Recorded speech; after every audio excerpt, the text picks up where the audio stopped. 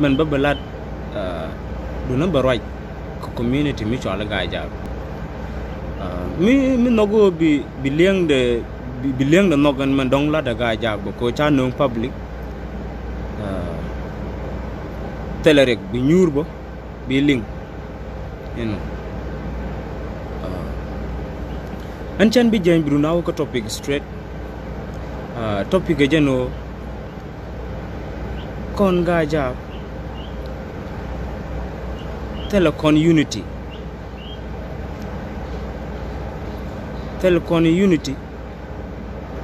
mi dong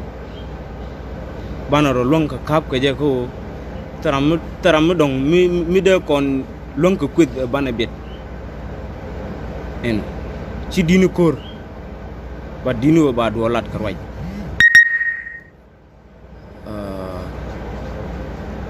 kon Gaajaak telecon unity and unity dan de to ko mi cha kon kwederan de kon te ko lon ko bi baran ba chol ba jogum rek du ka Gaajaak dialo mu ba tich ba jogu rek du ka ne dialo mu mi cha kon geda Gaajaak ko la pelje ba loy kwake te cha ged ba galat ba ga loje mi cha kon leldi Gaajaak de lat ni amnat che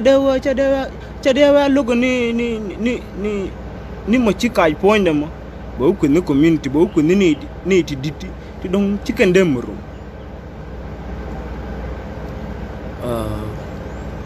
kon gor kon unity ko mi tele kon miti kon ke unity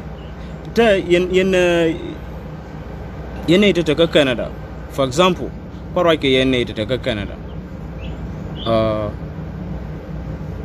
mi ci awudi chwal ke den mi ci aja chol yen community mi ci aja chol yen community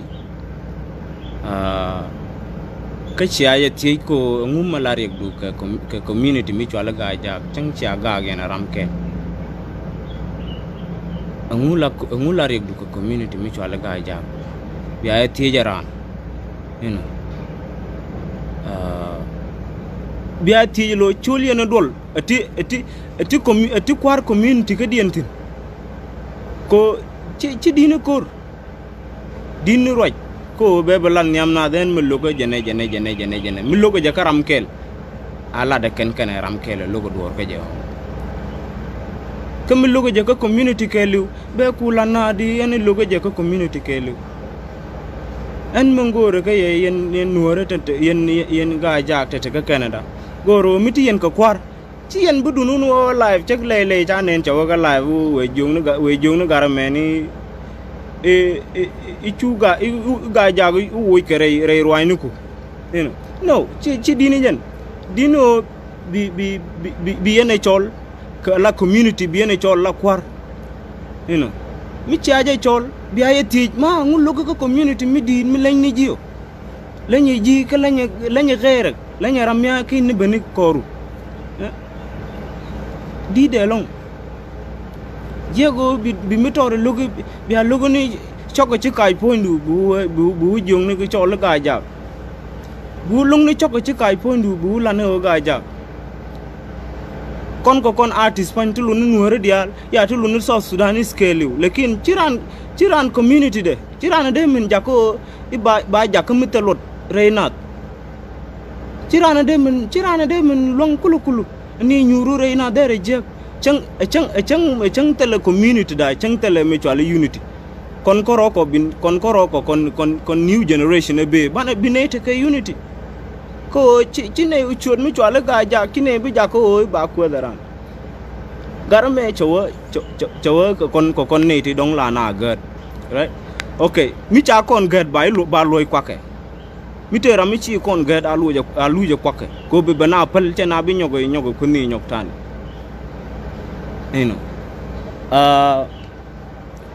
comité garande mi dong cha kon gad alade ba loy kwake ko look on kang mi chwalu ba nyogo ke garamoni chen chude billa da gwa lekin be bi yena ngaj yene de dong ngay man to ka biya ngaj yene dia ino en cham kun biya roi ke je yene ta ka Canada biya je chol la family biya chol cham kun ma ngula lugu ni mutod mi ci lugo ma ka ram kel bi wo kun ne dia la ngu ke jen kut kelo la di ka na gad en gade dan ma lag je ne gad mi gad okay ka mi chai gad ber bai bang kam koku ma de gwa ko bi community bi jina kut ni chang ma la lugu no ci ga garan bi community kut ngu ma gara mi ci ne ku dol lu ni show de chwala Gaajaak mi ci ne ku dol ci ne ku pel ko ci ne ngaji o jin ji ram dong chawo tum ko wal mi ku ne lo de dol ji Canada ka mata ci yong ci ne biet lekin show de chwala Gaajaak ma lu ni ma da mar ma ko kon ci ne ku pel ci ne le lot ci ne di ertin pan ka je chai kon jogo jin ma un ku du di chwala bulbul ko ngon jen tene je re ka ngu ku du dolo chai tax agar kel chu jong dolo jin ngu ko tax ke je ta kala jeli kel ne bravo kis aram mi donc chipal chi le yani chelel dier ke ji ngu di kora ba chele rightin but community man ku community ku lot community lunie anta mi jaro ku yileta ko de jio kiri dan de ne gwa de usim ko ngan ke de ku le chabdi ka ngaje ta kana ta kan Gaajaak dial ci dot ci tel Gaajaak kel mi dong ngedi re Gaajaak dial lemen bu ko ne ke re nat ma kon gat kirma mi ngaje o dong chai da bre gat kir tel karu mi la da gat kir chu ga da ka roi mi bar artu bat tara mi dere nok bo roi mon badan kwa ben chen be o ite gra mi shilling bat kwa ben ko be ye ben jogu yena roje ka dol chik chen la ni chema ni yen pondun yen kwar Gaajaak de ka Canada chwala je biya je jogu gar mi ci ga yena rana ko chine bi jong ni ju chu with live chu leldi ma chu de chwala Gaajaak ko di de ma lumie chu ja no ngi tu du bang sake ko riek cha gor ka te ta dong de yu mo riek Gaajaak mo dong de yu yo de ya ga kam mi dong si na de rumbo kon Gaajaak chana ro ka bala kel an kap dan koro cha chi wudi chwale cham kun cha kon de ben al ke gere ro ani ke dial mi ke koro la kel ke o chi koro ka bala kel mi ke koro la kel taramde ko no nyot bien we jel ji may wut gol ke jel ji lungu ci gol ke na mo jene tariye ke jene be cham kon gaje ba chut kam dan ba dora lara mi jeng mi dong ci ro bulut yena ci mar ka bro dun la kel kon mo ne gwa mo ne kam ne ro la kel kon generation ji ne ro dati yene te ci dam ni am go mi tar kunte tono please palaka mu pakien ga pal ma kon ne ti to lono go men changte mi de rana ter ke shodun zatu ci rana de lon ko run bo ci aro bu lon ke kapkel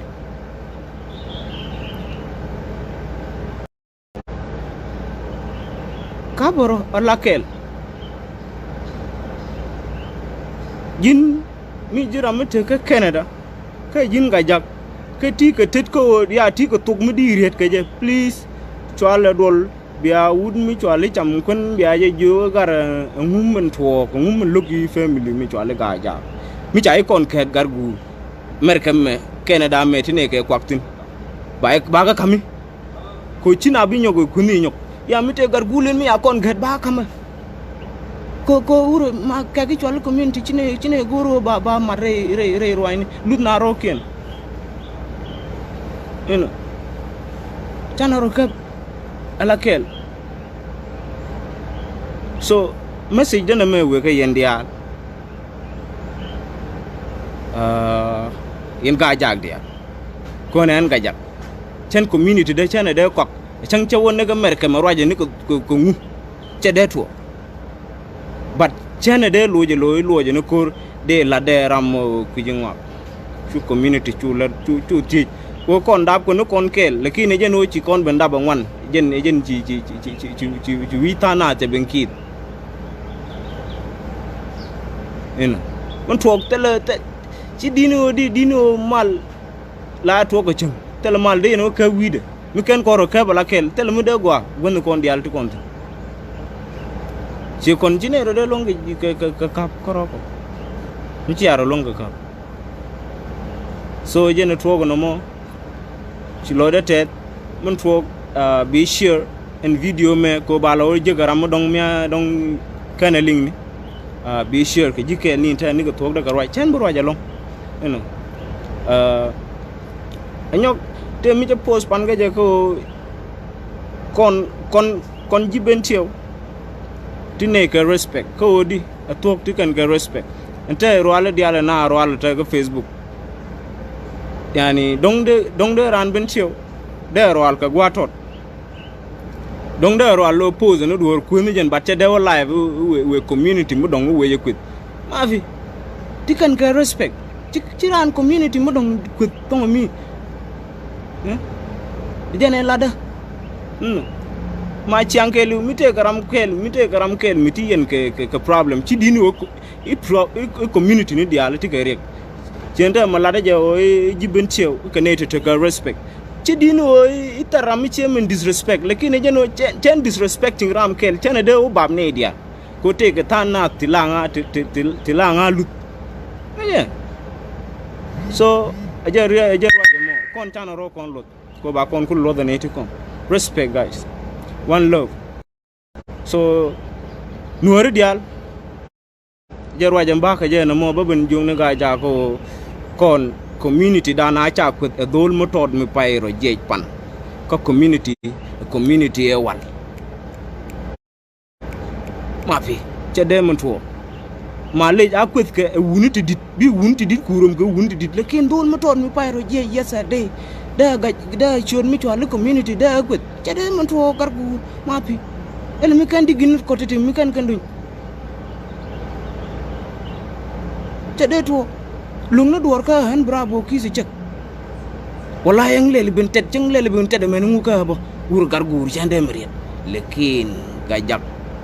ma gar gur ta mala cara na de me nyot kulukul cet ko ci ca community du ta ca de nyot di ka ni al peng ni ne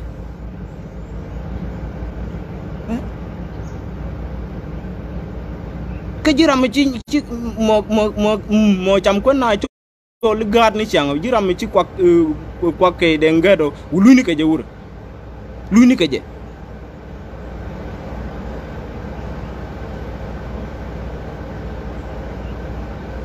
anyong mi ene cho kon ben ka fagak me ben fagak ke conference dan an ta ka fagak badane endi kenen ya fanan eno te ben la fanan be ben twar me je tenin teram ci men gad teram ci gad ñor ko ne je ko ngay ga je panan Nuer dial teram ci men gad me je ben toje ne gwamu go ko me je ben ken yam kana ngaji panan me je mi je roben introduce ki cha ñor go cha ñor je che wo je jenen kay de ngula ket ken nyapal cha ñor zaman da ko kon de ni mi teram ci gad ma da kulare je cha o gad ko faga ga ni ke jiram mi cha gad do ber ka live bi la de cha gad bi Gaajaak bay loy ko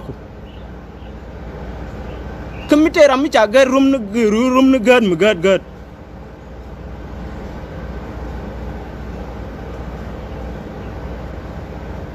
kay chagwa longare jarwa ya goro ladana mo